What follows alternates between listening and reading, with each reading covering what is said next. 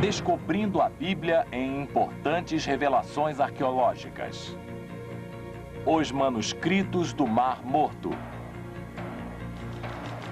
A visão do consenso.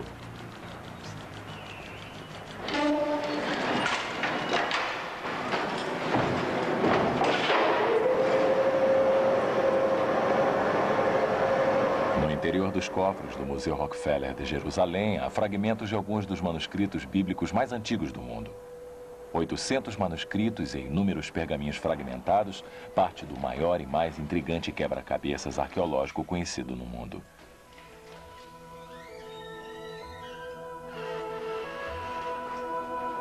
Quando foram descobertos em 1947, os manuscritos do Mar Morto foram considerados a maior descoberta arqueológica do século.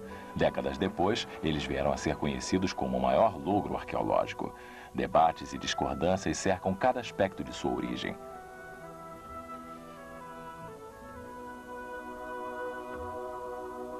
E assim, apesar de sua importância, o acervo desse museu se tornou o domínio particular de um seleto grupo de acadêmicos conhecidos como o Comitê Internacional. Um grupo de 8 estudiosos, em sua maioria sacerdotes católicos, que ficaram com o monopólio de publicar a enorme quantidade de material existente. Em novembro de 1966, o governo jordaniano nacionalizou o Museu Rockefeller e os manuscritos do Mar Morto se tornaram propriedade jordaniana. Esse ato teria uma grande repercussão quando o museu passou para as mãos dos israelenses. Em junho de 1967, teve início a Guerra dos 6 Dias. O portão de Mandenbal e seus arredores foram tomados. Os próximos objetivos foram o portão de Damasco e o Museu de Rockefeller. No segundo dia de guerra, tropas israelenses enfrentaram uma acirrada batalha para tomar o Museu Rockefeller, utilizado pelo exército jordaniano por sua importante posição estratégica.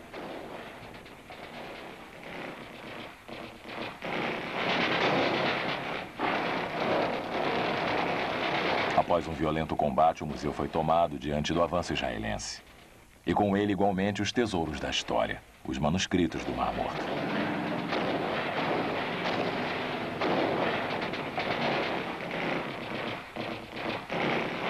Com o combate ainda em andamento, o arqueólogo israelense Yagal Yadin conseguiu um jipe e uma escolta armada e foi até Belém.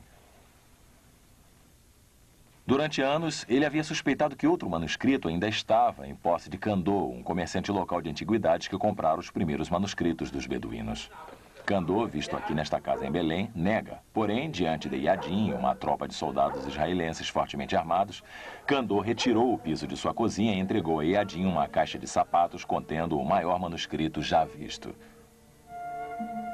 Com mais de 8 metros de comprimento, foi o 8º maior manuscrito a ser descoberto. Reunidos, os manuscritos do Mar Morto praticamente fornecem um conjunto completo da Bíblia e textos de uma seita anteriormente desconhecida que jamais se intitularam de essenos, mas que certamente compartilhavam do fervor messiânico que se espraiava pela Palestina sob domínio romano. Ex-editor da equipe internacional, John Strugnell é um católico convertido declarado. Suas observações claramente antissemitas fizeram com que fosse retirado de sua posição. Strugnell segue o que é conhecido como a visão do consenso, que reconhece os manuscritos do Mar Morto como sendo o trabalho de uma seita judaica, os essenos. Os seguidores de tal opinião acreditam que os essenos tenham vivido pacificamente numa comunidade em Qumran. Esse é um dos locais arqueológicos mais interessantes da Palestina. É o primeiro local onde podemos ver a prática econômica em que os manuscritos foram criados. Nós temos a comunidade essena e os manuscritos essenos. Nós temos os objetos e a cerâmica essena, além de outras coisas. O arqueólogo francês Padre Roland Devaux havia sido o primeiro a escavar as grutas do Mar Morto e a colônia próxima em Qumran. Sendo um monge católico, Devaux conciliou as duas coisas, numa teoria de Qumran, como sendo uma instalação monástica, lar dos pacíficos essenos, que escreviam manuscritos distantes dos eventos tumultuados de seu tempo. Depois que ele encontrou neste aposento 3 tinteiros, Devaux ficou convencido de que havia descoberto o scriptorium, lugar onde os essenos se sentavam e copiavam os manuscritos. Durante muitos anos, a comunidade acadêmica marginalizou qualquer estudioso que seguisse ideias contra a visão do consenso. Quem aqui habitava teria que ter se engajado em algum tipo de correspondência escrita, assim não estariam isolados e afastados do mundo. 2 tinteiros ou 3 tinteiros não provam de forma definitivamente o scriptorium. O supostamente designado... O professor Norman Gold, da Universidade de Chicago, é um dos principais oponentes da visão do consenso. Autor de uma análise bastante abrangente, seu livro Quem Escreveu os Manuscritos do Mar Morto questiona quase todos os fundamentos de ligações de Qumran e a teoria da visão do consenso. Nada aqui foi encontrado, nenhum só fragmento da civilização, nenhum costume, nenhuma indicação de atividades de escribas. Em outras palavras, não é aqui. É um abre aspas, scriptorium, fecha aspas, teórico para o qual não há um só fragmento de prova legítima. Na verdade, o nome Esseno jamais aparece em um dos manuscritos. Subindo na torre de observação fortificada de Qumran, o professor Gold alega que o local tem natureza militar. E durante a rebelião contra Roma, as bibliotecas de Jerusalém foram retiradas do local e escondidas das tropas romanas invasoras nas cavernas. Esse local não pode ter sido outra coisa a não ser uma fortaleza, e é um absurdo e ilógico dizer que os essenos tenham vivido aqui, quer seja durante a guerra ou antes dela. Não há provas de uma colônia de qualquer seita nesse local. Anteriormente um explorador solitário, hoje em dia o professor Gold está longe de estar só em sua batalha. A teoria da visão não consensual. Isar Ishfeld é um arqueólogo israelense que atualmente escava em Erbeil Mal-Ali, nas proximidades da Cesareia. Da mesma época de Qumran, Isar vê o local como uma colônia puramente agrícola. A única singularidade da equação é a extrema semelhança que esse complexo tinha com o sítio de Qumran. Mas ao invés de sugerir que talvez seja outra comunidade essena, Isar está convencido de que seja a mansão de um membro da aristocracia judaica extremamente fortificada para a segurança da fronteira norte do Reino da Judéia. O que temos nesse complexo são os mesmos elementos, os mesmos componentes que temos em Qumran. Uma torre gigantesca para o senhor que aqui habitava, uma residência, uma ampla residência em torno de um pequeno quintal para os servos e escravos, que estariam tomando conta da propriedade, e uma parte agrícola que ficava do lado externo da residência para a produção nas cavernas de Qumran, a produção do bálsamo, do perfume.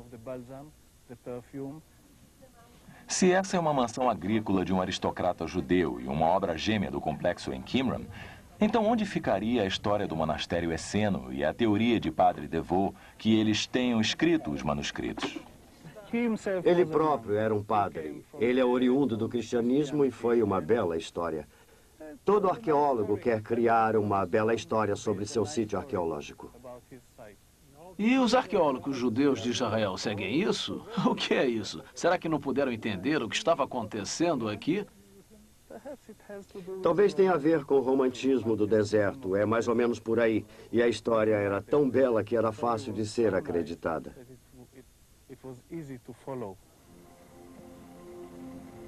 Na realidade, a história de Devaux começou a ser abalada bem antes, quando a escavação das grutas havia revelado talvez a mais inusitada de todas as descobertas. Na Gruta 11, não muito distante de Qumran, a equipe de Devaux encontrou um manuscrito que não era escrito em pergaminho como todos os outros. As palavras desse texto haviam sido gravadas em 2 folhas de cobre. E para a surpresa de todos, elas revelavam uma lista de tesouros enterrados. Um mapa escrito de um total de 70 toneladas de ouro e prata seriam encontrados. Mas o texto estava escrito em forma de enigma e a origem do tesouro não é mencionada nos manuscritos. Os artefatos descritos nesse manuscrito em cobre são, em sua maioria, artefatos e objetos de um templo. Então deve ter sido um grupo de sacerdotes que criou esse documento. Ou pessoas ligadas ao sacerdócio do templo que retiraram os tesouros da cidade. Alguns estudiosos ficaram bastante desanimados quando o manuscrito de cobre foi decifrado. O manuscrito de cobre indicava locais de esconderijo de livros e manuscritos. O padre Devaux persistiu afirmando que todos os manuscritos do Mar Morto haviam sido o trabalho de uma ordem monástica essena, que, segundo ele, havia deixado o templo de Jerusalém e que era pobre demais para possuir tais riquezas. Portanto, ele descartou o tesouro do manuscrito de cobre, dizendo ser apenas fruto da imaginação. O manuscrito de cobre não tem nada a ver com o resto. E A única ligação seria de ter sido deixado no mesmo local. Um número de pequenos fragmentos também foi encontrado. Há vertentes que afirmam que tudo isso deprecia o manuscrito de cobre a partir do padre Devoe, que afirma ter sido a invenção de algum esseno louco, segundo sua linguagem. Um esseno louco. Pois ele não tinha outra forma de explicá-lo. E então a teoria foi o que o levou a considerar o manuscrito uma invenção. A teoria era mais importante do que a descoberta, em outras palavras, a teoria de que os essenos viveram em Qumran. Hoje, muitos estudiosos acreditam que os manuscritos de cobre sejam autênticos, um relato sobre tesouros reais. E a maioria concorda que o único lugar que continha uma fortuna tão fabulosa na antiga Palestina seria o templo em Jerusalém. Infelizmente, se os tesouros ainda existem, em 2000 anos de buscas, os caçadores de tesouros não os encontraram. E os estudiosos também jamais conseguiram chegar a eles. Alguns tentaram encontrar, a maioria não obteve sucesso. Talvez porque os locais de esconderijo estejam cifrados. Um homem dedicou toda a sua vida a decodificar os enigmas e acredita ter conseguido. É o Dr. Wendell Jones, de Arlington, Texas. Visto por muitos como o modelo original para o personagem Indiana Jones, de Spielberg, em Caçadores da Arca Perdida, Wendell passou anos procurando pelo tesouro do Templo Perdido.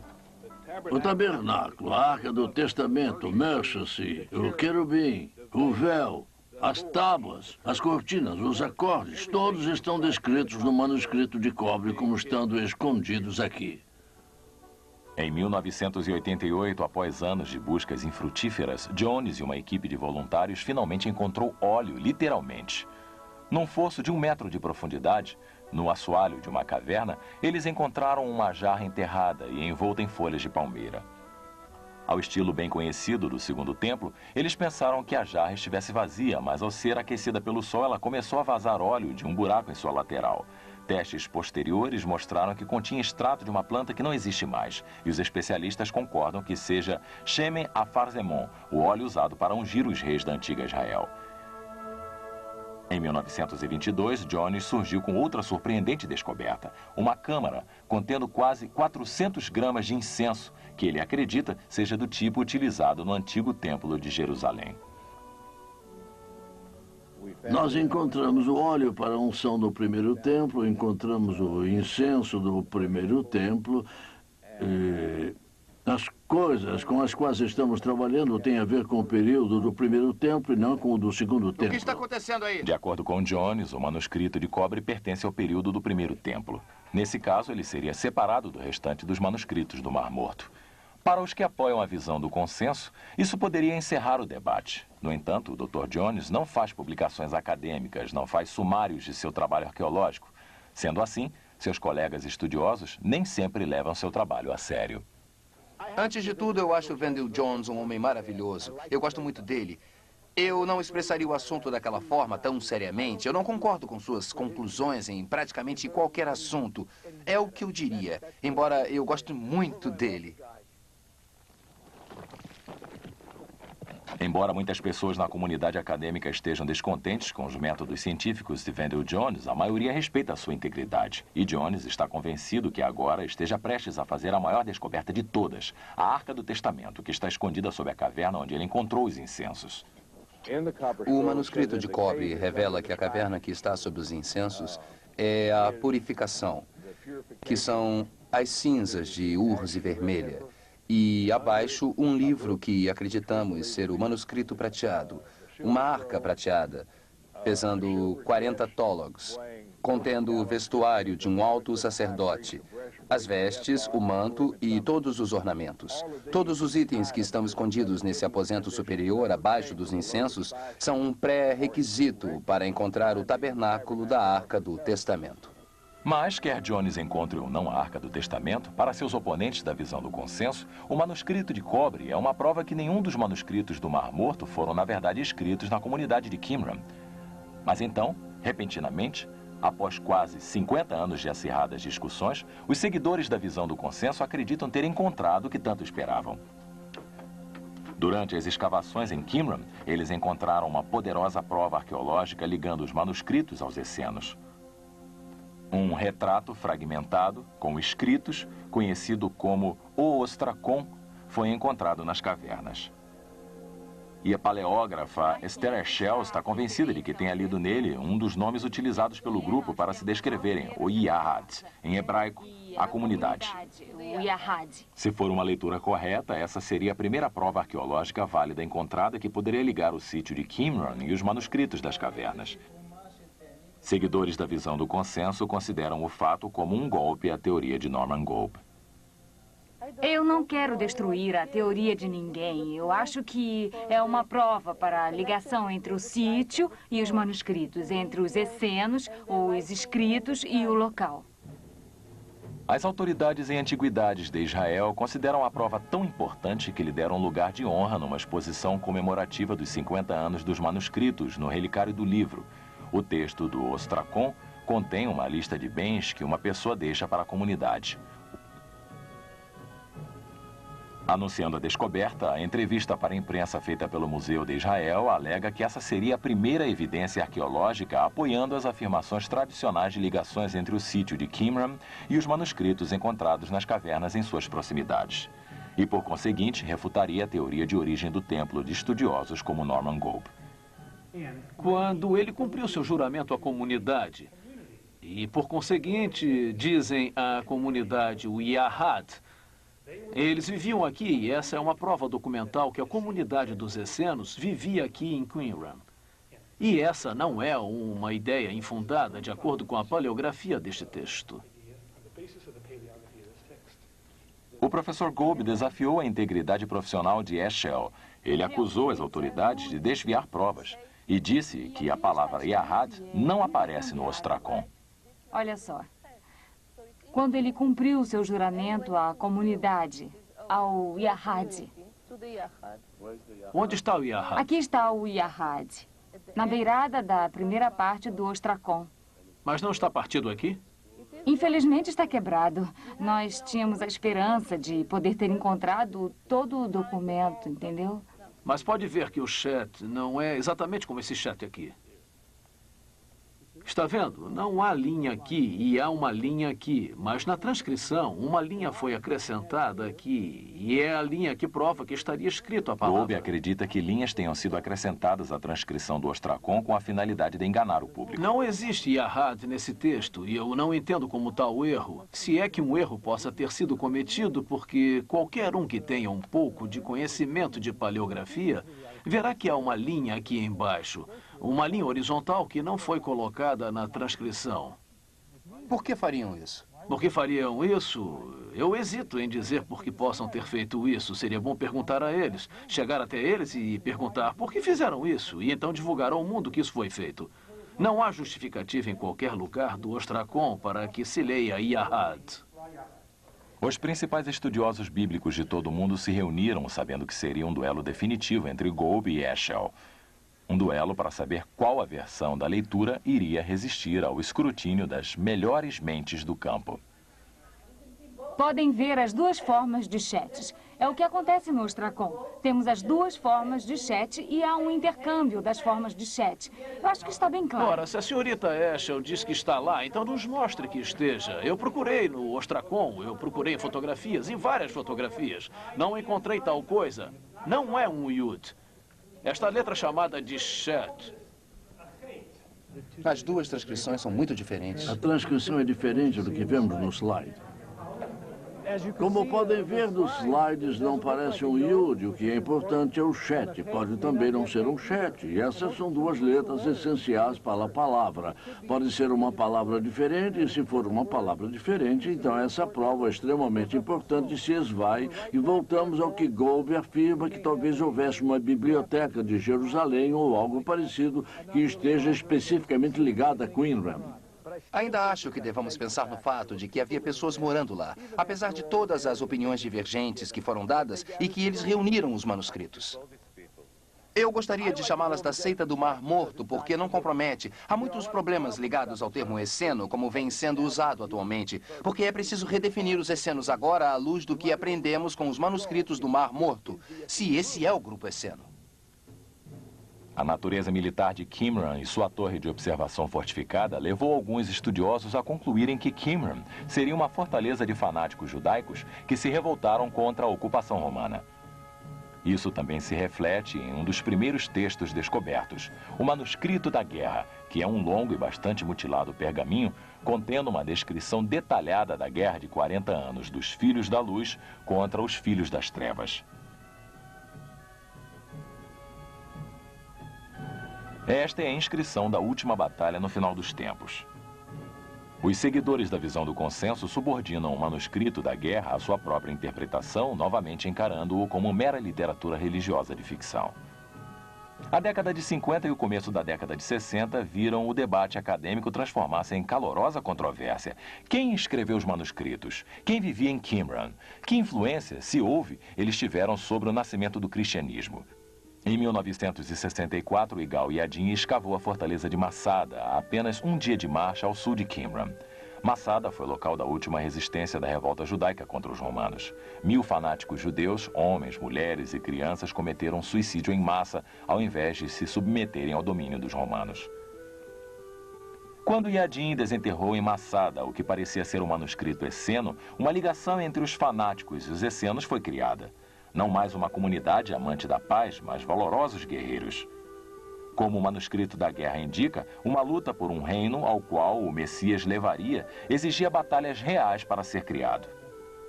Um estudioso levou essa linha de ligações ao que ele acha ser sua conclusão lógica. Esse é Robert Eisenman, professor de religiões do Oriente Médio da Universidade Estadual da Califórnia. O que estamos obtendo aqui é uma versão totalmente diferente dos acontecimentos messiânicos na Palestina, ou seja, um messianismo mais agressivo, xenófobo, nacionalista, mundano, até mesmo judaico, fanático, e nós identificamos isso com a comunidade de Tiago, justo, o chamado irmão de Jesus. E uma vez que achamos isso, surge a questão, como seria realmente Jesus? Se os autores dos manuscritos fossem os tímidos monges essenos, então eles não teriam nada a ver com os fanáticos ou com o movimento de Jesus. Apesar da aparente diferença entre eles, Eisenman acredita que os essenos, os fanáticos e os chamados primeiros cristãos, na verdade, eram apenas nomes diferentes para os membros do mesmo movimento messiânico. Seria Jesus da forma como o Evangelho descreve? Por exemplo, os manuscritos falam de ódio aos filhos do fosso. O Evangelho apresenta o líder messiânico como afirmando: ame seus inimigos. Essa gente odiava seus inimigos. Essa gente é extremamente militante, mais parecidas aos fundamentalistas, xiitas do Islão do que com qualquer outra coisa. O professor Eisenman está em busca de mais manuscritos que possam provar sua hipótese. Sua expedição utiliza uma técnica de rastreamento subterrâneo por radar que penetra em áreas desconhecidas perto da caverna onde a maioria dos manuscritos foram encontrados. Não somos idealistas loucos. Se encontrássemos uma caverna que não houvesse ainda sido remexida, teríamos a possibilidade de encontrar alguns manuscritos em condições muito boas. E a história continua. À medida que cada estudioso coloca uma luz diferente sobre as escrituras, criando um esclarecimento diferente ao mistério dos essenos, parece que a rota do entendimento continua a girar e nos encontramos de volta ao início, com as mesmas indagações. Eu acho que é muito importante que a hipótese alternativa tenha sido levantada e que essa seja a biblioteca do templo, porque isso fez com que voltássemos e examinássemos o consenso. Seria ele realmente sólido, como as pessoas achavam, ou todo mundo apenas estaria repetindo o que seus professores ensinaram? Não, eu acho que agora as pessoas reexaminaram as provas e concluíram que tais documentos refletem o ensinamento esseno e que eles não eram os sacerdotes do templo em Jerusalém. E por que a maioria dos estudiosos insiste em que seja uma colônia essena? Porque eles se comprometeram com isso em suas publicações durante muitos anos e foram doutrinados com tal ideia por seus reverenciados mestres desde 1950. Há milhares de artigos que apoiam essa ideia, começando nos anos 50. Centenas de livros, artigos enciclopédicos que assumem tal teoria como fato e descrevem os essenos de Qumran. Embora não exista nenhuma prova válida, no entanto, que haja uma seita de qualquer tipo, muito menos os essenos, tenham vivido nesse local militar. Mas, deixando de lado as disputas, ao lermos apenas algumas linhas desse antigo manuscrito, sentimos que contém uma mensagem que continua a falar ao mundo no qual vivemos hoje. Será que todos os povos não odeiam a iniquidade e, mesmo assim, ela é espalhada por todos eles? Não é a suposição de verdade proferida pela boca de todas as nações? E, apesar disso, há o cunho da mentira por trás de todas elas? Que nação gosta de ser oprimida por outra mais poderosa do que ela mesma? Ou então, aprova que suas riquezas sejam impiedosamente apropriadas? E ainda, que nação já não oprimiu outras? E onde existe um povo que não tenha se aproveitado da riqueza de outro?